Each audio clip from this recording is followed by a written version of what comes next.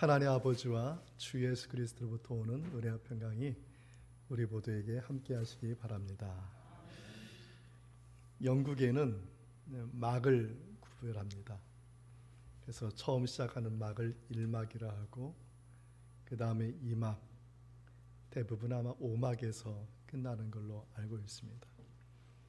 처음 시작하는 이 1막에는 이제 그 연극을 하는 그 배경을 얘기하겠죠. 그리고 2막과 3막과 4막은 그 연극의 이제 스토리를 전개해 갈 것입니다. 그리고 마지막 5막에는 어떤 일이 벌어지냐면 이제 그 연극의 결론인 것이죠.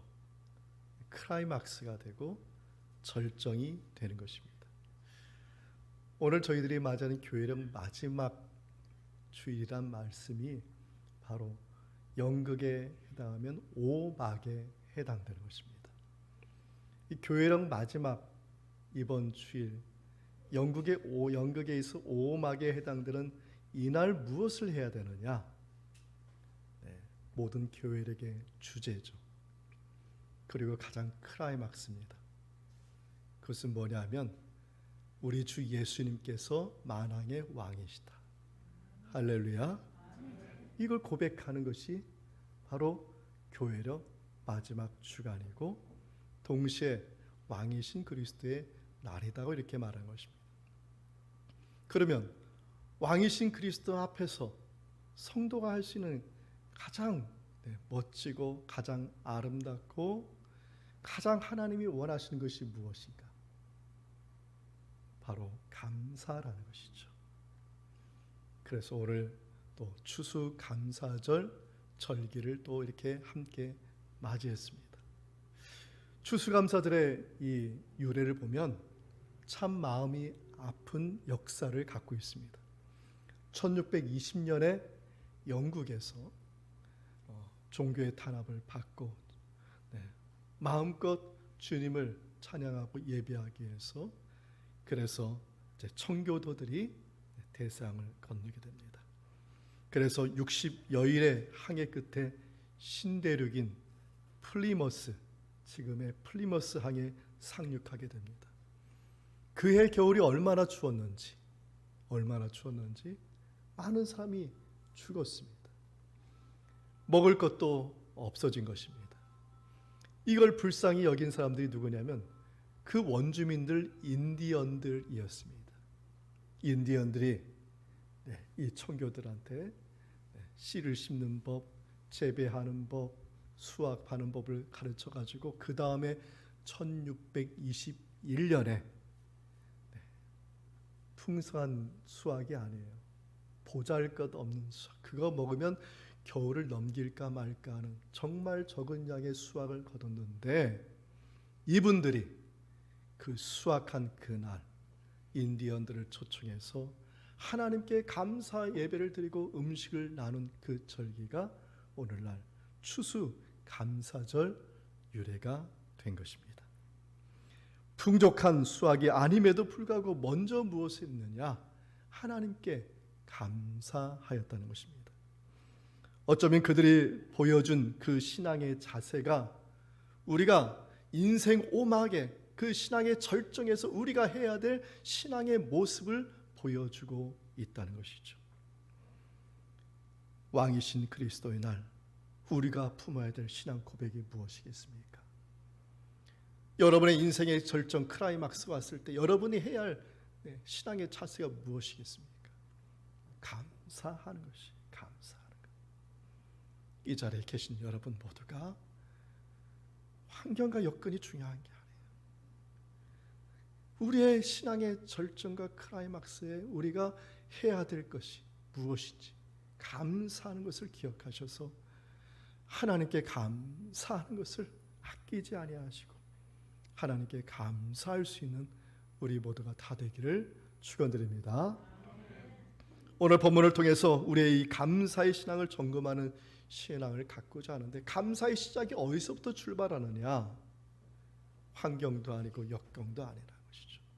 감사의 그 출발은 하나님과의 관계 안에서부터 시작이 된다는 것입니다.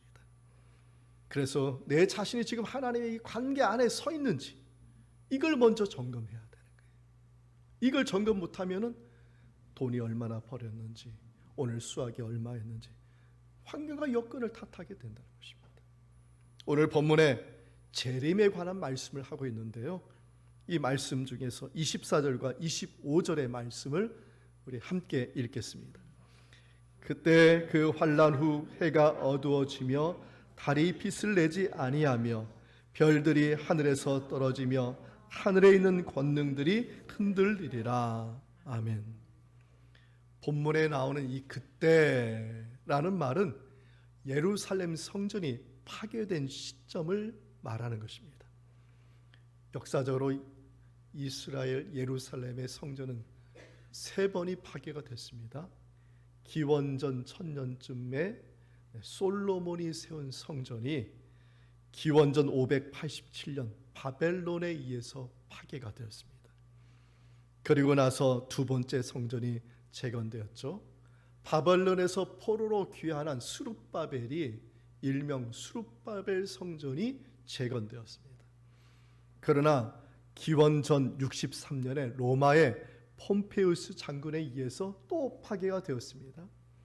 이제 세 번째 성전이 재건되는데 기원전 20년 전에 바로 헤롯에 의해서 일명 헤롯 성전이 기원 후 64년까지 성전이 재건되었습니다. 오늘 본문에 예수님께서 성전이 파괴될 것이라 예언한 것이 바로 이 세 번째 성전인 것입니다. 예수님의 말대로 기원 후 70년 로마의 티토스 장군에 의해서 마치 돌 위에 돌 하나 남지 않고 다 모두가 파괴가 되었어요. 그래서 지난주에 말씀드렸듯이 그 돌의 크기가 어떻게 됐느냐, 이 성전의 제단, 저 피아노 뒤에 있는 저 기둥에 그 정도의 큰 돌덩이란, 엄청난 그 돌덩이들이 그 돌 위에 돌이 쌓이지 않도록 철저하게 파괴되었다는 것입니다. 유대인들에게 성전 파괴는 또 다른 의미가 있는데 그것은 종말입니다. 역사적 종말입니다. 그래서 유대인들은 실제적으로 종말을 경험했어요. 첫 번째 성전이 파괴되었을 때 역사적 종말을 경험했고요, 두 번째 성전이 파괴되었을 때 역사적 종말을 경험했습니다. 그리고 세 번째 성전이 파괴되었을 때 역사적 종말을 경험했습니다. 너무나 끔찍했어요. 종말을 경험할 때 이것이 정말 이 세상에 왜 태어난지 고민할 정도로 너무나 잔인한 일들이 일어났습니다. 왜 하나님께서는 유대인들에게 세 번의 역사적 종말을 경험하게 하셨을까? 하나님께서 관심 갖는 것은 행위가 아니기 때문입니다. 하나님께서 관심 갖는 것은 믿는 자들이 믿음의 자리에 서 있는지 아닌지에 대해서 관심을 갖고 있는 거예요. 그럼 믿는 사람들이 서 있어야 될 자리가 어디냐? 하나님과의 관계예요. 하나님과의 그 관계 안에 서 있도록 하기 위해서 성전을 허락하신 것이지, 하나님과의 관계에서 끊어져 버리고 하나님의 관계에서 끊어난 건 뭐예요? 죄잖아요. 죄 짓는데 앞장서라고 성전을 만든 것이 아니기 때문입니다. 하나님의 관심은 우리가 인간다운 인간, 하나님이 뜻하신 본래의 피조물, 우리를 처음 창조하신 그 목적의 그 자리에 있는 것입니다. 하나님이 이스라엘을 출애굽하면서 그들이 만나신 것은 어마어마한 궁전이 아니었습니다. 홍해 바다를 건너서 기다리고 있는 것은 그냥 드넓은 사막이었습니다. 낮에는 뜨겁고 밤에는 추운데 그곳에서 40년을 보냈어요. 여러분, 사막에 가면은, 사막에 밤이 되면은요 아무것도 안 보입니다. 뭐만 보이지 아십니까? 저 스크린에 나왔듯이 하늘의 별만 보여요. 어둠만 보이는 거예요. 그 어두운 곳에서 하늘의 별만 보는 거예요. 만약에 도시 있으면 도시에 현란한 것을 봤을 텐데, 문명이 발전해서 그 문명의 그 화려함을 볼 텐데, 사막에서는 볼 것 하나도 없어요. 그냥 하늘의 그 별만 보는 거예요. 그 별을 보면서 무엇을 생각했겠어요? 우리를 인도하시는 그 하나님, 나를 만나주시는 그 하나님. 그래서 이 중동 지역에는 아주 신론에 관해서 우상을 섬기는 그 신념이 아주 강합니다. 왜냐하면 그 허허벌판에 하늘의 별을 보면서 그들은 뭘 생각하면 우상을 만들어내는 것이죠. 그 믿는 사람들은 뭘 생각해요? 하나님을 생각, 하나님과의 나와의 관계에 집중하게 되는 것입니다. 아마도 하나님께서 모세를 부르신 때는 이 어두운 밤, 하늘이 별들이 반짝일 때가 아닌가 싶습니다. 그 어두운 밤에 하나님은 모세에게 창세기의 말씀을 기록하게 했죠. 여러분, 창세기 1장 1, 2, 3절의 그 말씀의 배경이 무엇인지 아십니까? 어두움이었습니다. 그 말씀의 배경은 혼돈이었고 공허하였고 그리고 어두움이 있었다라고 성경은 기록하고 있습니다.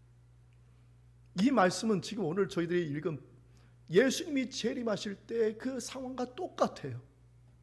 땅이 흔들리고 어두움이 있는 그 재림의 때와 똑같은 말씀을 창세기 2절과 3절에서 똑같이 말씀하고 있다는 것입니다. 창조가 언제 일어났냐? 어두울 때 일어난 거예요. 어두울 때 창조가 일어나고 그리고 아침이 되니, 그래서 성경은 말합니다. 그래서 첫째 날이다. 둘째 날은 또 어두움에서 시작이 돼서 그 다음 날 또 아침이 되니 둘째 날이다. 셋째 날, 넷째 날, 다섯째 날, 일곱째 날까지 똑같아요. 어두움에서 시작해서 그 다음 아침 되고 낮이 되고 다시 어두움이 시작이 돼서 다시 아침이 되고 낮이 되고, 그래서 그 하루의 개념이, 유대인들은 개념이 뭐냐? 아침부터 시작하는 것이 아니라 유대인의 하루의 개념은 밤부터 시작합니다. 그래서 밤부터 시작해서 그 다음날 아침 낮을 지나서 밤이 되기 전까지 그것을 하루의 개념으로 생각하는 거 아니겠습니까? 밤이 다시 낮이 되듯이 종말이 다시 어디로 가냐면 창세기의 말씀으로, 창세기의 말씀이 다시 종말로 가고 종말이 다시 창세기로 가는 그러한 순환을 보여주고 있습니다. 하나님과의 관계, 그 어두운 밤에 생각할 것이 무엇이냐? 하나님과의 관계로 돌아가는 것입니다.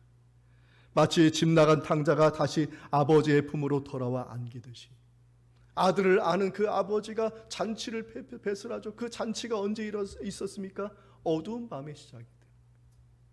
결혼식이 언제 있습니까? 어두운 밤에 시작. 왜?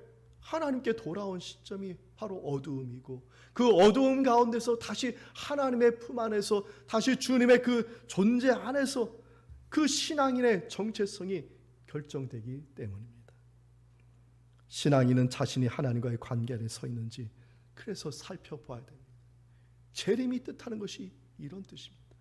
재림이 언제 오느냐, 날짜가 오느냐, 이게 아니라 내가 그 재림 때 인생의 마지막 오막 클라이막스 그 정절의 시절에, 그 정점의 시점에 내가 어디에 서 있느냐, 이것을 내가 늘 생각하라고 재림에 관한 말씀을 하고 있는 것입니다.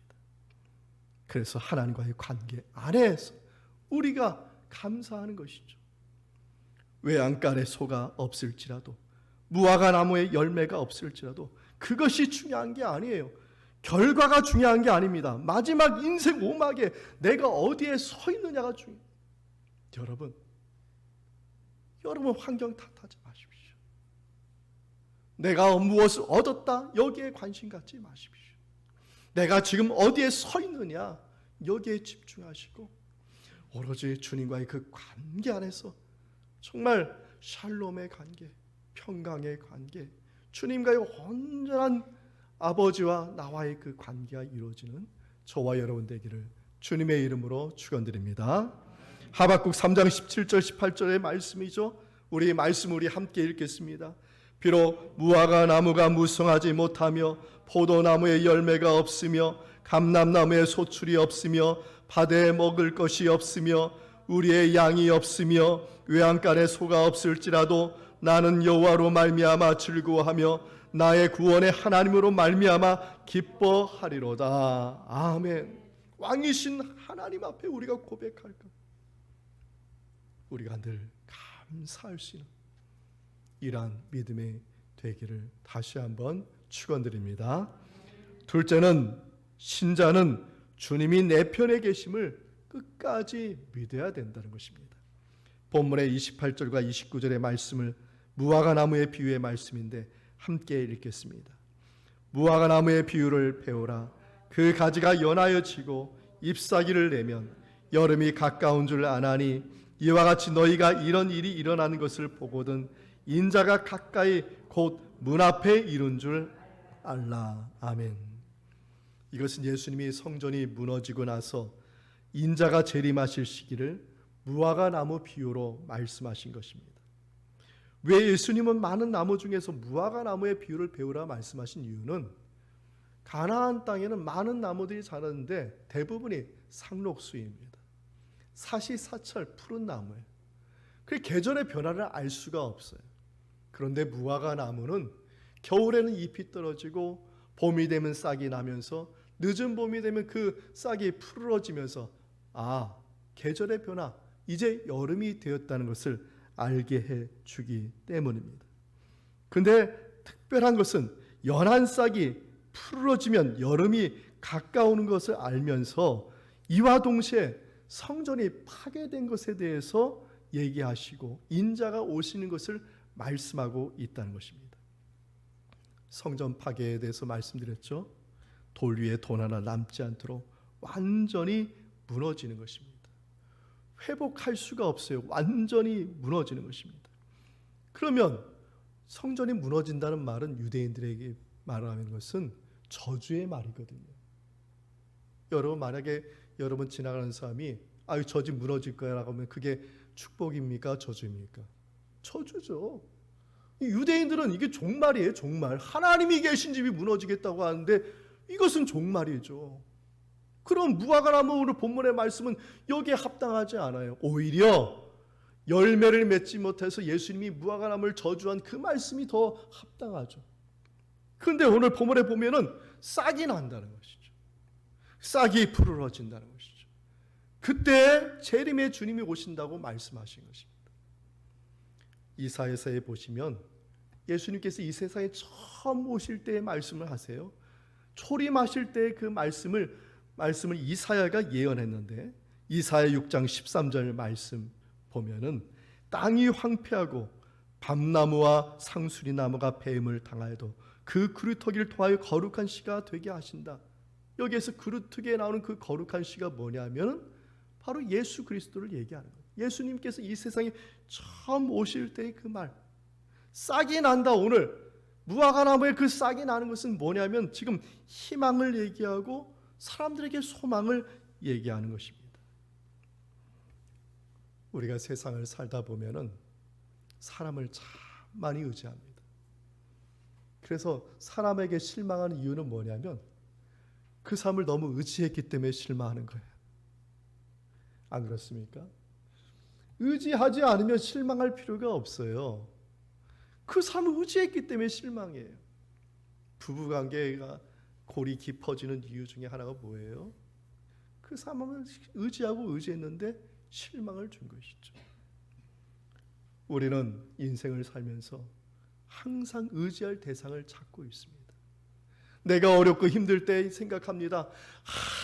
누군가 나에게 와서 이것을 좀 도와주면 어떨까? 내가 정말 불편하고 힘든 가운데 있을 때, 내가 병마을 싸울 때, 누군가 와서 나를 치료해 주면 어떨까? 누군가 와서 나에게 싸워주면 어떨까? 우리의 인생은 항상 그런 생각을 가지고 있어요. 그래서 늘 바쁘게 살죠. 늘 두려움 속에 살죠.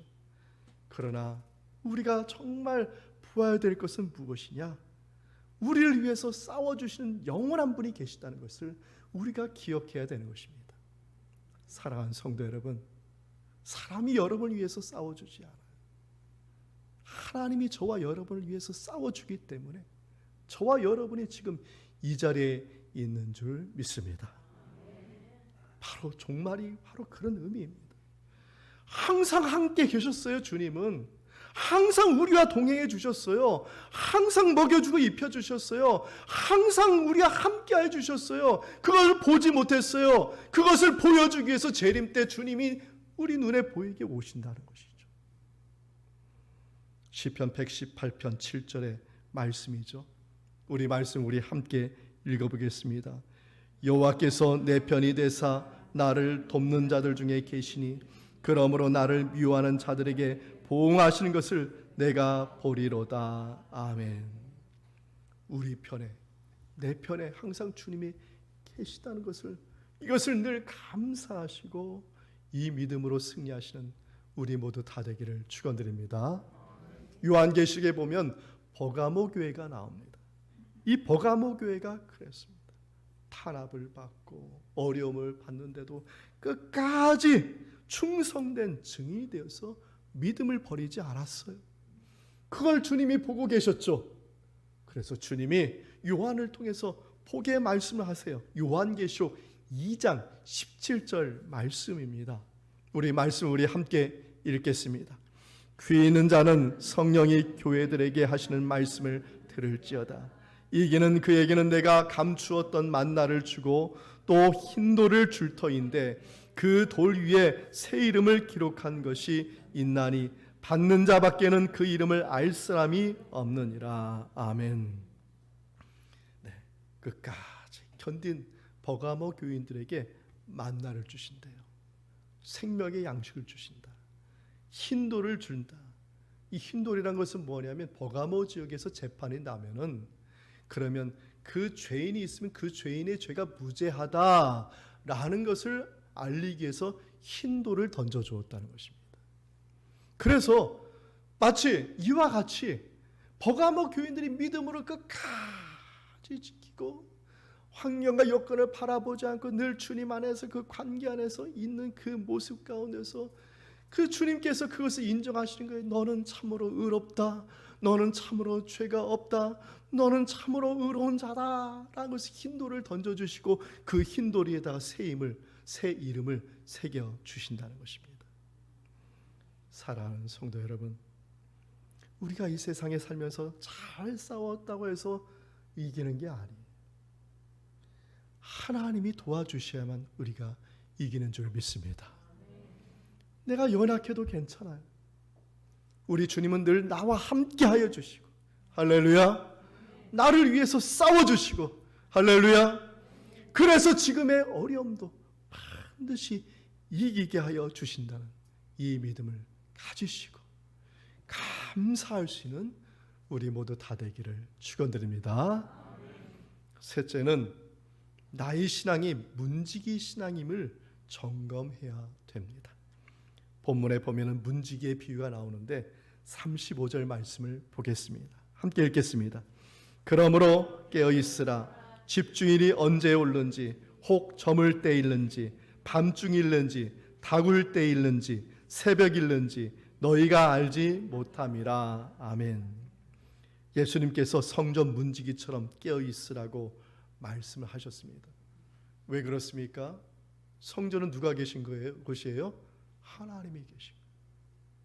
하나님이 계신 곳에 가장 가까이 있을 수 있는 곳이 어디냐? 성전 문지기로 있는 것. 왜냐하면 하나님이 계신 곳에 그 영광의 모습 인간이 볼 수 없기 때문에. 그럼 가까이 은혜 받는 곳이 어디냐면 성전 문지기로다. 그거라도 있는 것이 이것이 감사다. 그게 이스라엘 백성들의 신앙 고백이었습니다. 시편 84편 10절 말씀이죠. 우리 말씀 우리 함께 읽겠습니다. 주의 궁전에서의 한날이 다른 곳에서의 첫날보다 나은즉 악인의 장막에 사는 것보다 내 하나님의 성전 문지로 있는 것이 좋사오니. 아멘. 하나님과의 온전한 관계죠. 내가 하나님 옆에 있는 거예요. 그리고 하나님이 지금 어디에 있어요? 나의 등 뒤에 계셔요. 나는 문지이고 주님이 내 뒤에 계셔요.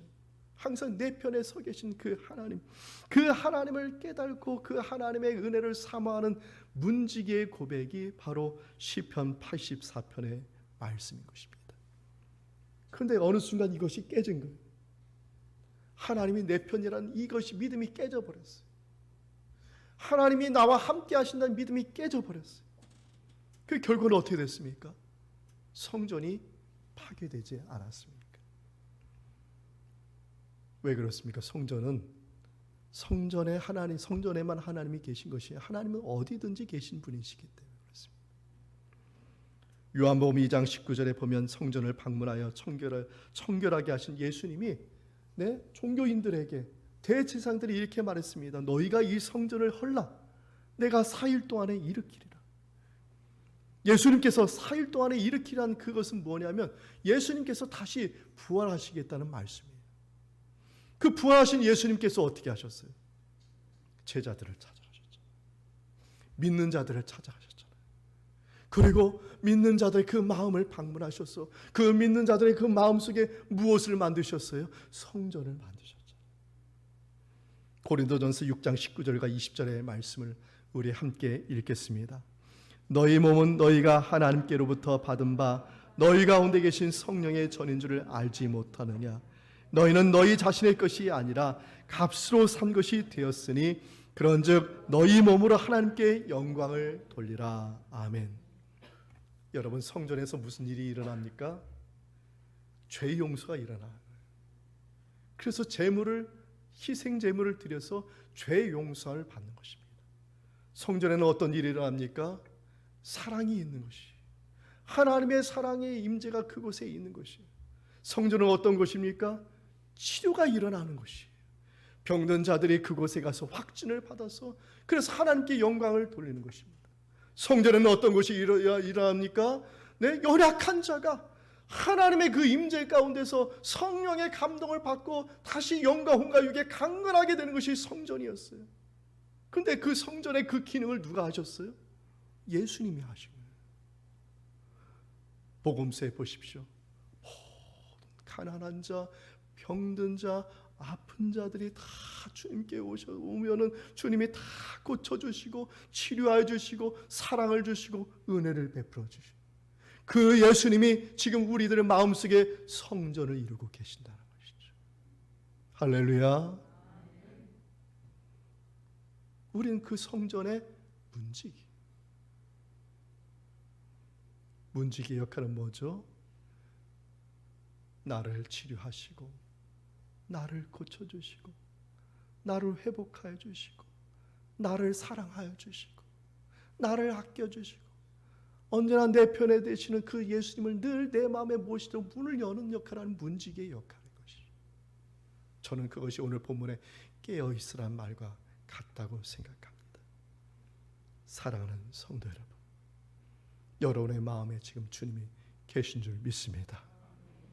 그 주님이 내 안에 지금 들어와서 내 안에서 역사해 주시고 내 영과 혼과 육에 강건하도록 치료하여 주시고 고쳐주시고 회복하여 주시고 인생의 문제를 해결해 주시고 환경과 여건의 문제도 다 능히 믿음으로 이길 수 있도록 인도하신 그 주님의 은총이 우리 모두에게 함께하기를 축원드립니다. 말씀을 마칩니다. 성도 여러분, 교회령 마지막 주간을 보내면서 우리는 신앙의 클라이막스에 도달했습니다. 그 신앙의 클라이막스에서 무엇을 해야 되는지 말씀을 드렸습니다. 우리 구주 예수님이 만왕의 왕이심을 고백하고 찬양하는 것입니다. 그리고 그분께 우리가 드릴 것은 아버지 하나님 감사합니다. 이 감사의 고백이 여러분의 삶 가운데 언제나 흘러넘치는 이러한 은혜가 함께하기를 축원드립니다. 이 말씀의 은총이 예수 그리스도 안에서 여러분의 마음과 생각을 지키시기 원합니다. 아멘.